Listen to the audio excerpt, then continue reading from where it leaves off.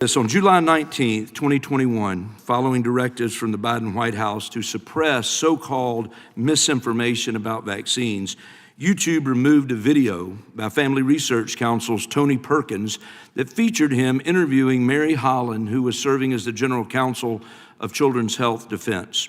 Because the topic included the mention of the COVID-19 vaccination program, YouTube claimed that the news segment contained, quote, medical misinformation, end quote.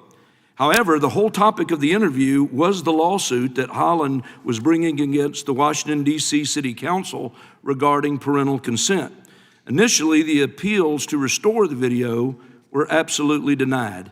And ultimately, the video was restored, but it was 3 days after FRC brought it to the attention of the press. I want to just pose the question to you, Mr. Taibbi. At least the Family Research Council had a platform to fight back against this censorship. During your investigative reporting for the Twitter files, were you seeing a lot of examples of just ordinary Americans being censored?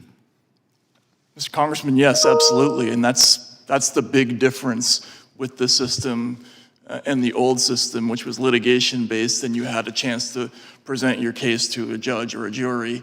You mentioned the Family Research Council, or Children's Defense, Health Defense. Amusingly, Joe Biden himself was censored because he talked so much about vaccines that Facebook's algorithm pushed him down accidentally, which triggered a response from the White House. But of course, they can do something about it. They could get on the phone and talk to Facebook and complain about it. The ordinary person just can't do that. They just wake up one morning and they find that they're off the internet. In some cases, the first cases that I looked at were basically mom and pop small media businesses. Like there was a site called Reverb Press that was a down the line Democratic site. Just woke up one morning, was gone. It was off the internet, and they have no recourse. And that's the problem with the system. There's just, for wealthy people, for famous people, they can maybe do something about it, but nobody else can.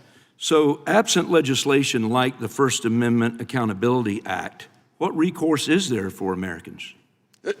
You can try to find somebody who knows somebody who knows somebody who maybe knows an executive. That's basically it. That's basically it. Well, thank you. Well, Mr. Schellenberger, let me ask you, when Mr. Musk purchased Twitter, which is now X, he implemented the concept of community notes as an alternative to traditional fact-checking. On January 7th, 2025, Mark Zuckerberg announced that Meta would, among other policy changes, implement an X-inspired community notes model for its platform.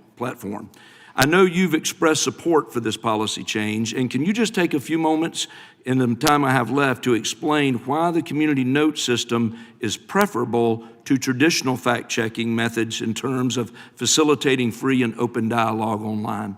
I mean, community notes is in the spirit of the First Amendment, which is that truth is something that emerges through disagreement and dialogue, including through false information. We get at what the true information is. So community notes is consistent with that.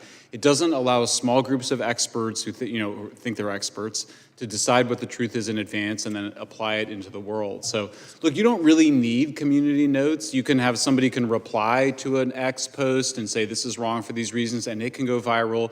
But if you're going to have some kind of fact checking, community notes is obviously the superior model. And in fact, I think the studies that have been done show that it does tend to be a fairly reliable way to get to the truth. Excellent. Well, thank you very much. And again, thanks to all of you on the panel. And Mr. Chairman, I yield back my time.